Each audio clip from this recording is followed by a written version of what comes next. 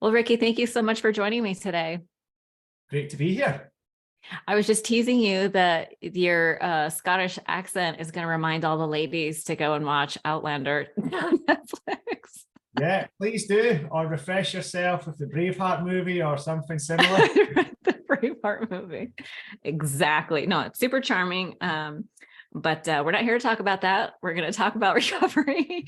And we have some really interesting topics to discuss. For instance, we'll talk about the image gap. You know, people in recovery are often fighting so much guilt and shame and have this illusory idea of who they are, right? But, you know, we need to consider that identity that we are starting with in recovery is often an identity that's influenced by drugs and alcohol. So that's not really our true self. So we'll talk about how we can close, you know, the image gap. You have a little friend. It's okay. Sorry. No worries. Okay, so we love our little people, so that's fine. Don't worry about that. Okay, but I like to start with a series of warm-up questions and to try to sort of front load the episode with some resources. So when you were new to recovery, were there some special books that helped you early on? Oh, wow, yeah. I mean, you know, I know so many. Yeah, there is, but I guess the key one for me was, as we'll hear today, was that, you know, from having no faith background to my recovery began in a Christian rehab program. So I was introduced to the Bible for the first time, having never read any of it. And that's been probably the key book in my whole recovery journey, which I was recalling was actually last week was 16 years to the day on the 28th of March that I went down into. Wow. 16 years. Congratulations. Okay. So so that was the one that helped you the most. Were there any like recovery specific books? I guess reading, particularly in the early days, I found reading people's stories, you know, like testimony books that I'd read where people who'd came from a similar lifestyle and who'd managed to, you know, get free from years and years of substance abuse and addiction. So yeah, there's been, let me think of a particular one. I mean, there was one story, I can't remember the name of it though, but a guy who was from Ireland who was caught up in military stuff in prison, and he came to faith and his life was completely transformed. But sorry, the title eludes me at the moment. Well, if you remember it later, send it to me and I'll include it in the show notes. Yeah, the stories of like personal stories. I mean, they say that hope is hearing other people's experience, right? Really, we begin to identify, you know, relate to people and identify that maybe we can change too. That's always very inspiring. What does your morning self-care practice look like? Or maybe it's a daily, weekly, however it looks for you. No, morning. So yeah, I get, you know, of late, I get to bed quite early. So I'm up early. And that for me starts with having a good devotional time, having some good prayer time, and, you know, reading and things. And I find starting my first hour of the day like that has been a good practice. It's been instilled in me over the last 16 years. That's amazing. Do you have a particular favorite devotional book? I go through different ones, but I guess it begins in prayer. I read something of the Bible, and it's more like Christian-based devotionals that I might use, but it generally mostly consists of my own personal prayer time and maybe a little bit in the Bible. Very good. My favorite Christian daily devotional is Jesus Calling. Have you ever read that one? I haven't, no. Oh, you got it. It's so good. It's so good. I think you'd really like it. It's really popular here in the States. Yeah, check that one out. Okay, so do you have a weekly, are you 12-step oriented? I don't remember if I asked you that before. Yes and no. I'm very familiar with the 12 steps. I've not been through them myself, but we use part of the recovery material we use at the charity that I lead, one of the group blocks is using the 12 steps. Oh, okay. Yeah. Yeah, because sometimes, in the 12 steps, they talk about, having a weekly routine, like a weekly number of meetings or, something like that. Okay, no, that's good. And so lastly, for this little round of questions, the name of the podcast is One Day at a Time, because it's an idea that has helped me either, stay out of the past or stop projecting into the future. How does that idea of one day at a time apply to your life? Yeah, I think in the earlier days of recovery, it was about getting through that day and and trying to stay clean. I think as I've grown over the years and become someone that's naturally quite fast paced and trying to make things happen and things, for me, I think of late, I had a sabbatical last year where I was off for 8 weeks last summer. And one of the key things I was thinking about was my pace and how fast I was moving and the impact that has on the whole organization. So I think one day at a time more for me now is learning just to be slowing down a bit, being more present and just, appreciating the day rather than, always, because my head's always so far down the road because of my role, but actually learning to just be more present to those around me in the day.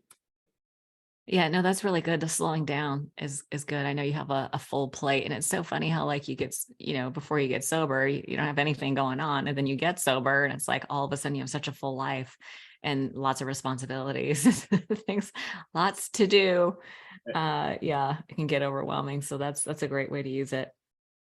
So I'd like to sort of shift gears a little bit and talk about kind of how we got here. Maybe you can share a little bit about like how you grew up and how old you were when you started using that kind of thing.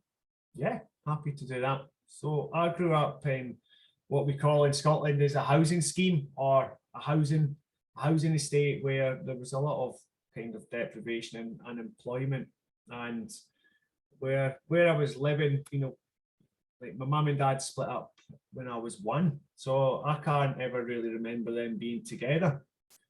And so I grew up in a single parent home with my older brother. We got on well, but we fought a lot. And that became a pattern of through school. I would fight a lot. And by the age of about 13, I started to feel a bit probably insecure in who I was, as a lot of teenagers do, and started finding some solace and things in drinking alcohol with friends, like at the weekends, at like the local youth club and things. And then that progressed to smoking weed and taking Valium and other kind of what we said softer drugs, until by the age of 18 I'd progressed through to every drink and drug you could think of. But I'd tried everything, but I didn't like some like heroin and other things that I'd tried. So I found my key things at that age, about the age of 17, 18, were drinking nearly every day, smoking weed most of the time, and particularly taking Valium. That was kind of probably my go-to at that point, if I could get my hands on them. But mixing those, as you know, often leads to things like blackouts and doing a lot of things that you wouldn't have normally done. So I was getting into a lot more trouble with the police and in with a crowd that was a bit worse than who I was in my early teenage years. And then that started leading to crime and into a kind of darker lifestyle. When you were growing up and your brother and you were having all these problems, was he older or younger than you? 2 years older. So I often came off the worse for wear, but I was just going to say. So I was very determined, and it helped made me quite tough by him beating the living daylights out of me a lot. But we did get, we do have a good relationship. We did, but we were just so very competitive and playing computer games and playing football or soccer, as you call it, outside. Right, soccer. We did all the time. We would always be out of the house and playing football. Did you have a relationship with your father growing up? So yes, but not super close. So he went away to work in Dubai and for a bit, and he was there. He got remarried, and he had like the women he married had two kids. They had another kid together, and my dad was really strict. And in one sense, I was quite glad he wasn't there because of Oh, strictness. But on the flip of that, when I look back, and since I've did a lot of work on, learning from what's happened and how that shaped me, is actually recognizing I kind of missed having a real father figure. So my mum did get go.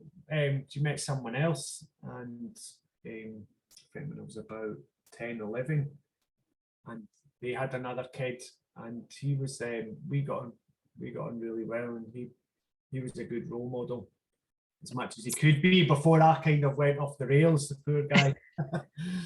and then nobody knew what to do with you. So you were the middle child.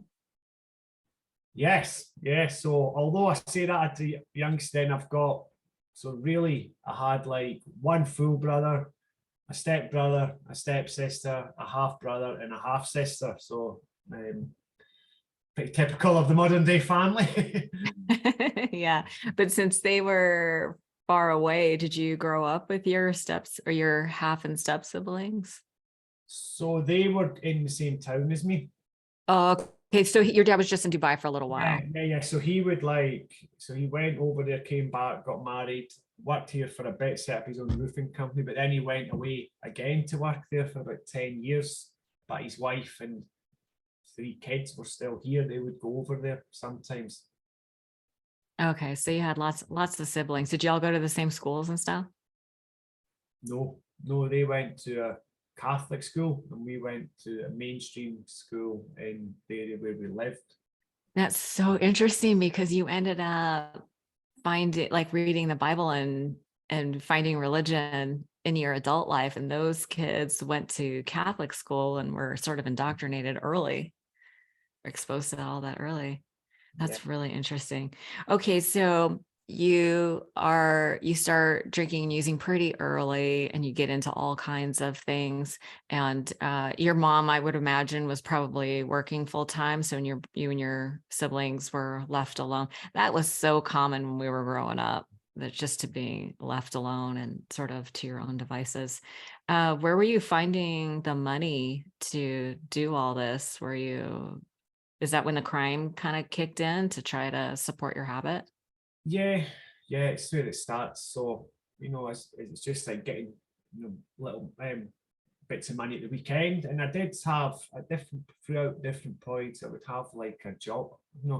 I had a little like part-time job from the age of about 13 or 14. So collecting like milk money for like delivered milk, or just doing other little things. And then, from work, yes, it eventually progressed into crime. So there was points where I was working, when I left school at 15.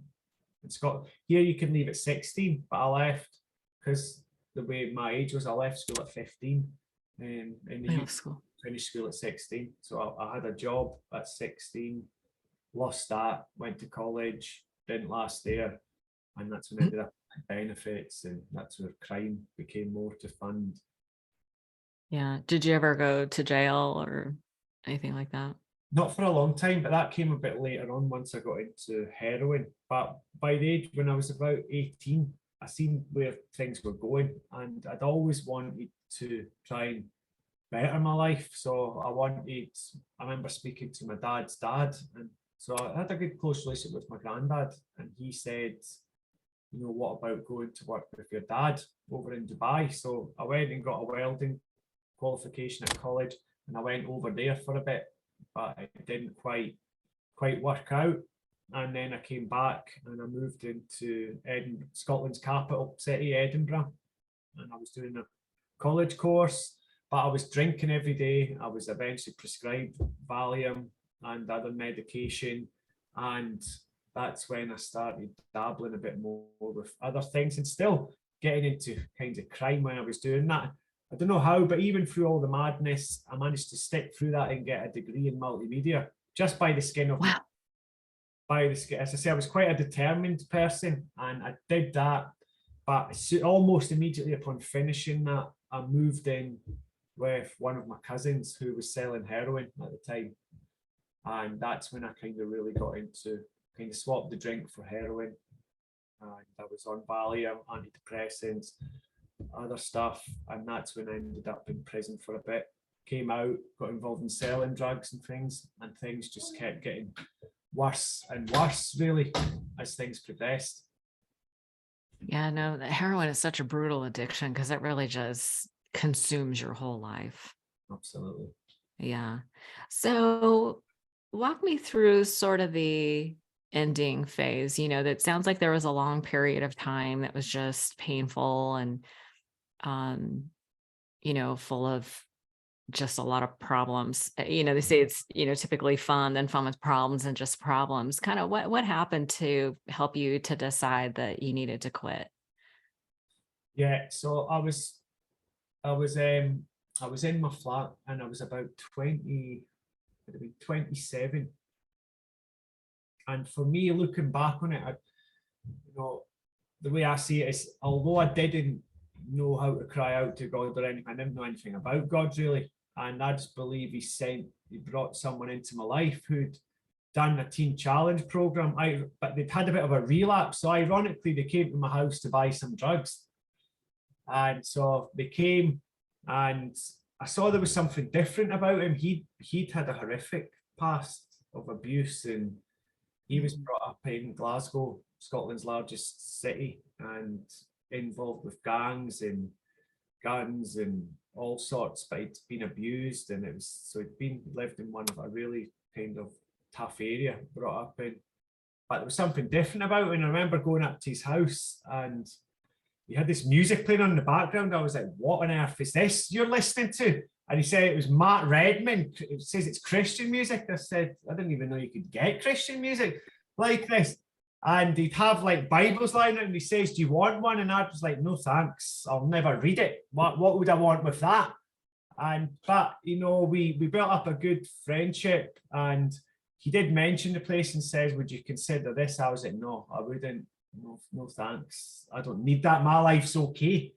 Kind of My life's okay. self-deception to the max there, thinking because I had money, I had a car, I had Right. all the drugs that I needed, I had my own house, I had a girlfriend, but inside I was a wreck, because I wouldn't leave my house unless I was full of Valium and heroin, and I was depressed, would have panic attacks if I didn't have a lot of this medication in me.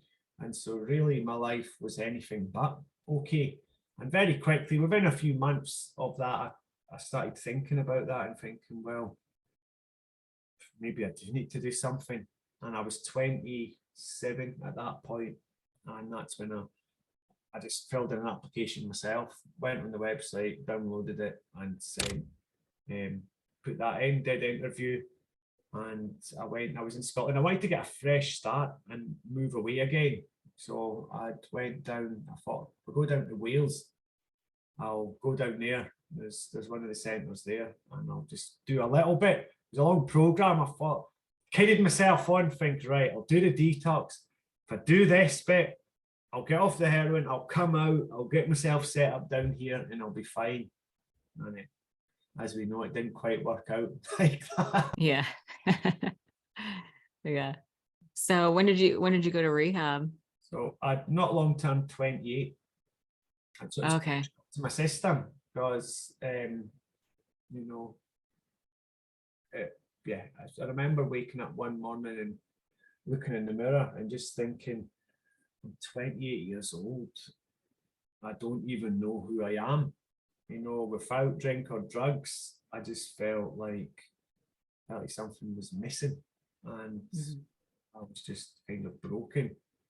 But as it was a Christian place, at first I was a bit resistant to it all, wasn't too keen to get, but I did see that they had something I didn't, a real peace and purpose, and eventually I started sticking in, but I was drew to the ones that were carrying on and had that street mentality, and I kept getting held back. They transferred me down to the centre in London, and eventually I came out there a bit early and ended up in homeless accommodation, had a relapse, had a big overdose in the accommodation and from injecting heroin and crack cocaine. And I was basically, but I ended up on methadone, still taking more drugs. But there was a church I'd been going to. So for me, I knew that Jesus was going to be my way out. That was what I needed to do if I was going to get out of this. But I had so much kind of baggage from the past that I wasn't letting go of and fully dealing with, that it was kind of holding me back. Yeah, that's such a brutal place to be, man. Those drug overdoses are so scary. You're so lucky that you survived that. So, so you know that the way is clear. And so it was just was it a process of letting go or surrendering or acceptance? What helped you to finally, because it sounds like, you went through that typical period. It's like, I want to quit, can't quit, want to quit, can't quit. It's like you quit every day. Right. And then you start again. Quitting is not the problem. It's staying stopped, it seems like. Absolutely. So what finally tipped you over? Was it just a sick and tired of being sick and tired kind of a thing? Yeah, you mentioned surrender. And normally when I do share my story, I think that's one of the things that is a key for me, is that I wanted a lot of good things in my life. I wanted a wife, I wanted a good job, I wanted to have a nice house, kids, all things that I believe God wanted me to have, but I was basically still pursuing a lot of the wrong things, I think. And it came to a point where I think I took up that place of surrender, where it says to God, right, I'll do whatever you want me to do now. And because I'd kept bumping in East London where I was living at the time, I'd eventually got my own place, but I kept bumping into outreach workers for Teen Challenge, and I was like, no way am I going back there. No chance. And no, thank you. And when I came to that place of surrender, I said, right, I'll do everyone, even if it means going back to Teen Challenge. And so those weirdos. No, that's amazing. You have I'm sorry. I says I humbled myself and I went back the beginning of 2010, and I've been clean since. That's amazing. No, I was just noticing that I didn't realize that Teen Challenge was there too. Like, it's really big here in the States. I don't know if it originated here and then migrated everywhere else. Yeah, it did. I think it's worldwide. But yeah, they've got them in, I think, every part of the UK, England, Wales, and Scotland. That's amazing. Centres in these locations. So yeah, no, it's a beautiful program. I've seen them do amazing work here in the US. So it's really cool to hear that it's working all over the place, all over the world. So let's shift gears a little bit. I'm curious, in that first period of sobriety, my personal experience was, without the drugs and alcohol, suddenly I was feeling like, they say, oh, you'll feel better when you get sober. And it was like, yeah, you'll feel the pain better. You'll feel the anxiety, you do feel joy better. And, all of a sudden I noticed that the leaves were green on the trees and like nature, like stuff. It was like, oh, I was awake, but it is kind of difficult in that beginning period to learn, because you're learning emotion management, your brain is healing, your neurotransmitters are getting reestablished. What was that first 6 months like for you?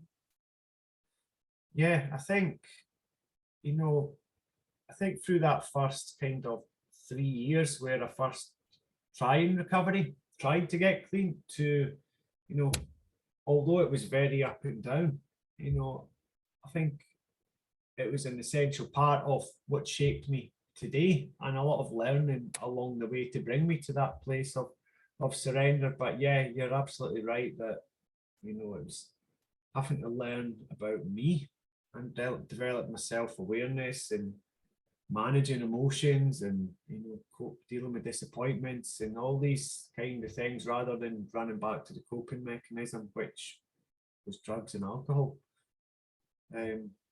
So I think, yeah, it was tough. It was definitely tough, but it was worth it. What did you do in those moments when you like had cravings? Like maybe you get triggered by anger or sadness or those extreme emotions. What did you do in those times to instead of drinking and using? Well, I think once I'd had that kind of big relapse, and when I went back in, I've never really had the desire for it anymore, because I think I learned so much from that. I didn't say, but when I first had that relapse, I came out the first time and I was actually doing a university course, a refresher course in multimedia, and that's what I was thinking I'll get a job in. And I remember it was kind of approaching Christmas, and I thought, like, it's just like the desire for Valium just hit me one day, and old mindset kicked in. Rather than waste money on 5 or 10 and pay such, I'll buy 100 and I'll get them for this price. But I took them all in about 5 days and couldn't remember a thing, and was drinking with them and everything. So it was kind of, I think I learned a lot from thinking that actually I can't even entertain the thought of it. It won't just be one. You can't just have a drink. You can't just take a Valium tablet. So I think that big relapse is kind of, because I know some people still really struggle with desire for it, but for me, since 2000, I can honestly, I've never really desired to take heroin or Valium or these drugs that held me in bondage for so many years. I've kind of felt like that's been a shift, and I feel blessed to have that, because I do know that that's not the case for everyone. A lot of the staff that we have in our team and other people we're working with, it's still have these moments of real struggle. Yeah, man, I remember, coming to that final decision. It's like, I tried all kinds of different ways. I cannot have one drink.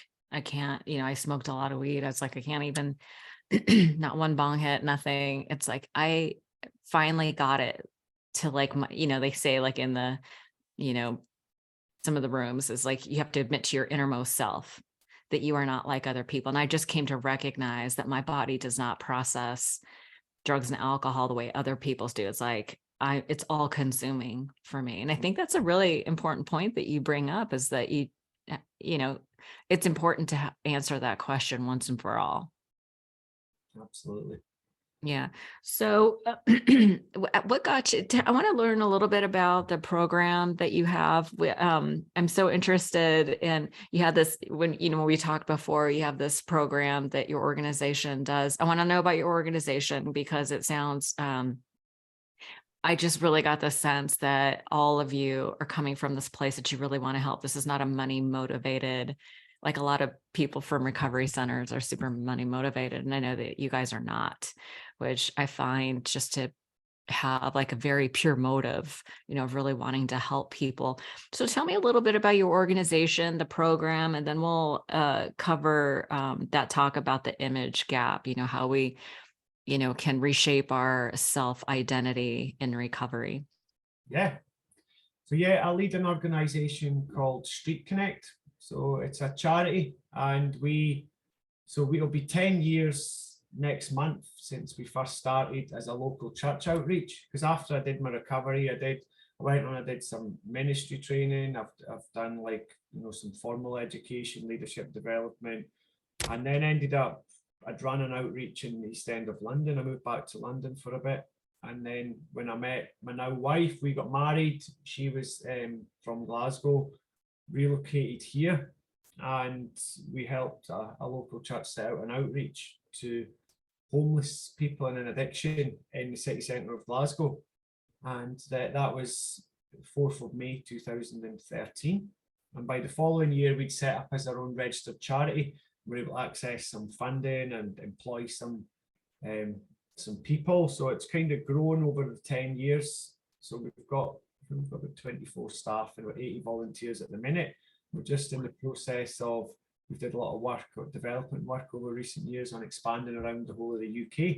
So this year's going to be the first year of doing that. So we expand and we partner with local churches to run addiction outreach and support services. So our outreach is we go out onto the streets where people are, because there's a lot of people that aren't accessing services. So we go out and just make connections and build relationship, let them know that if they want support, that there's ways out and we can support them or signpost them to the right support. And we run drop-in cafes where people can get something to eat and have some people to chat to. And the hope is that we can then move them into the more focused recovery support. So that's the first kind of outreach aspect of what we do. And I'm sorry to interrupt you. Is this being funded by the churches that you partner with? So we get some funding from churches. So when we partner with churches, there's like fees depending on what they're running, but we also do get funding from national government, local government, charitable giving bodies. And so we've got quite a diverse funding stream. Oh, that's amazing. And it sounds like I think it's such a brilliant idea to meet people where they're at. You go out into the street, people are hungry, they're cold, they need someone to talk to. And just being that friendly, helping hand is, I think it's the bridge that allows people to feel like maybe there is some hope and maybe they can change, and you're just there for when they're ready. Do you find that there's, mental illness is a big component of people that are homeless and addicted to drugs and alcohol? What sort of services do you have access to address that issue? Yeah, so we run, so once people are either get referred to us or we meet them through our own outreach, is that we then run a community recovery program, or we can help people access residential rehab. So we partner with a number of rehab providers around the UK. And so part of that, we do an initial assessment and just to find out what their mental health is like, the levels of medication, and just to see the most suitable type of support for people. So and just help people make a choice, so it's person-centered and their choice. Do they want to try look at doing recovery in community, or do they want to go away to residential? Based on that, we run a community recovery program which is centered around groups. We have three sets of material we use across the year, and we have breaks in between the running of each block. And we do intensive key work and one-to-one support. We use a tool Scotland called Outcomes Web, or maybe Outcome Stars, be familiar. So you look at different areas of people's life, like their spirituality, their how the financial situation, their living accommodation, their relationships, their family, their mental health, and just chat to them about these different areas and help them set goals that are going to help them get towards where they want to get to. It's good to have vision and have a goal to be working towards. Oh, vision is everything. Yeah, you have to kind of know where the target is if you want to hit it, right? No, that's really good. That sounds like a really comprehensive program. And I think it's the stories, that come out of these programs that really, reach. It's like the language of the heart. Like when you hear about these stories, are there any stories that stand out to you that help you to feel like you're making a difference in people's lives? Yeah. There was one guy who we were in kind of one of the most notorious areas in Glasgow, and it's known very much for drug abuse and poverty, and it's the young kids, that's what they aspire to and get involved in, even moving the drugs around for the drug dealers at quite young ages. And it's quite a sad place to go into. But we were partnering with a church in there, and one man, I think he was in his late 40s at the time, had been on methadone for, I think it was about 30 years, but he'd been brought up in care, and he'd not long lost his partner, and his life was just so chaotic. But he'd engaged with the church and he wanted to take next steps. So he started coming to our recovery group, got over a long period of time, because he was taken in Scotland particularly. Scotland has the worst drug death rate per person in the whole of Europe, significantly higher, 3.5 times higher than the rest of the UK and elsewhere in Europe. So a key contributor to that is what they call street Valium. So the drug dealers are making their own Valium in factories. There was one factory got closed down on the other end of other end of the street from where we were running an outreach, and they were knocking out 200,000 of these tablets an hour. And they're just like, they're laced with all sorts in them. And so that people are taking these and mixing them with other drugs, and their bodies are dying, up. So he was taking a lot of these, and he had a drug-induced psychosis episode. I wasn't working that day, but he came into the church where we run our recovery group. There was a women's event on, and one of the women coordinator phoned me, and I could just hear someone rambling in the background, like all kind of crazy stuff. I says, "What's that going on in the back?" She says, "It's such and such, it's one of your guys." And so the beautiful thing is, he was quite a soft kind of guy, so he wouldn't, he wasn't doing any harm, but he was having a drug-induced episode. He got sectioned and he got taken into the hospital, and I remember thinking, I don't know if this guy's going to make it. But that was the catalyst for him, where he stopped using the street Valium, started getting down on his methadone. Over about a year it took. He wanted to go, his ambition was rehab. So he went to rehab and came out of there. He got married. He's been free for many years, and he's working as a support worker in Edinburgh, one of the other major cities in Scotland, doing homelessness support work. But he also was a community drugs worker in one of the local GP services. And just to think, from where he was and to where he is today, and sometimes when you look at the most hopeless case, it's not, no case is hopeless, but sometimes, I've been doing this, you can think, I don't know if this guy is going to make it, but I know the blessing it is when they do. And what he's went on to do, it really encourages my heart for all the disappointments you have along the way, which is many more disappointments than successes. That just reminds you why you do what you do, and keeps motivating and driving us to. That's what ultimately, you mentioned motivation. That's the inspiration for why we look at expand around the UK, because we believe we've got a model that can be replicated, and churches are embedded in communities all around the UK. And one, they know how to love people generally, and if they can equip them with the right skills on how to support people in addiction and how to tackle these issues, then we believe they can play a key part in driving down these drug deaths and supporting people. Because I think a guy called Johann Hari wrote a famous talk, and he says, oh my gosh, his TED talk is amazing. But it's connection.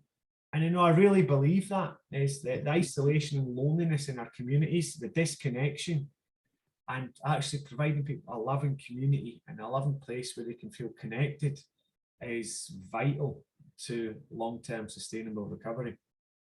Yeah, 100%. Couldn't agree more. Yeah, it is connection. They say that alcoholism or drug addiction is a disease of isolation and connection is a cure.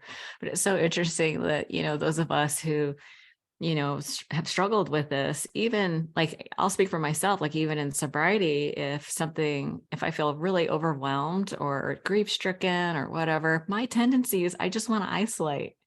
Right. It's not. And I've learned over the years to do contrary action, like do what I don't want to do and don't do what I want to do.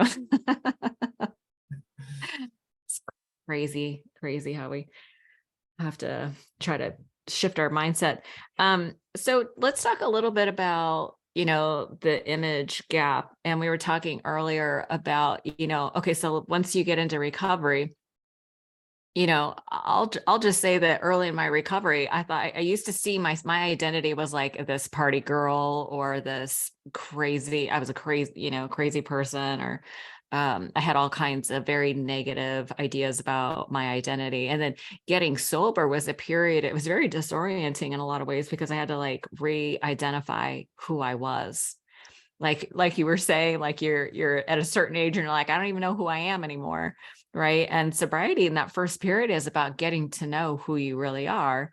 And but it's this weird paradox where we have to love and accept ourselves the way we are, but we're also striving to grow and evolve at the same time. They seem like opposite goals, but they're not really. So tell me a little bit about how you think about the image gap and how we can simultaneously love ourselves the way we are and grow at the same time. Yeah. So one of the sessions we run in one of our, so it's material we developed ourselves, our development manager developed it in our Reconnect program. So it's like an image gap. He says this, like the upper line is what you think you should be, what you want to be, and then the lower line is who you think you are. And it's actually about how can we close that gap a bit. And to move the lower line up is about self-acceptance, and to bring the other one down, it's about self-improvement. So it's actually that, it's about accepting who we are and where we are, knowing that we might not be where we want to be, but it's being comfortable and accepting, right, this is where I am. And the self-improvement and self-development is actually thinking, well, what do I need to do to get to where I want to be? And it's that continual working on ourselves and working on those areas where we need to grow and develop. But we can only do that as our self-awareness increases and we're able to accept who we are and where we are. When I think about, I've did, used a lot of these like Strengths Finder, Myers-Briggs, Enneagram, things to look at and identify your strengths and your personality type. And I've found these often are really helpful and it gives a good framework for understanding yourself, but also helps you to understand others and being accepting of others' differences as well. Not everybody's like me or thinks like me, which is a good thing. I know, right? It's so interesting. What came up from when you were talking about that lower line of the image gap is, I think so often we see ourselves, it's like that pride in reverse. For a long time, that idea of pride in reverse was confusing to me. I was like, what does that mean? But thinking I was worse than I actually was, like, oh, I'm the worst person in the world. It's like this, it's like, and I think this is why it's so important to have other people around us, because people have a clearer picture of who we really are. And I think, a lot of us, we have this, like, we're the only ones who know all of the horrible things that we did. Right. And so we think if they only knew who I really was, they, would reject me. And rejection is really ultimately about, about death, because we are hardwired to be part of a community. And so I think part of the process of, seeing where you're at is realizing you're not actually as bad as you thought you were. Yeah. Right. Like who you are as a person, you're not as bad as what you thought you were.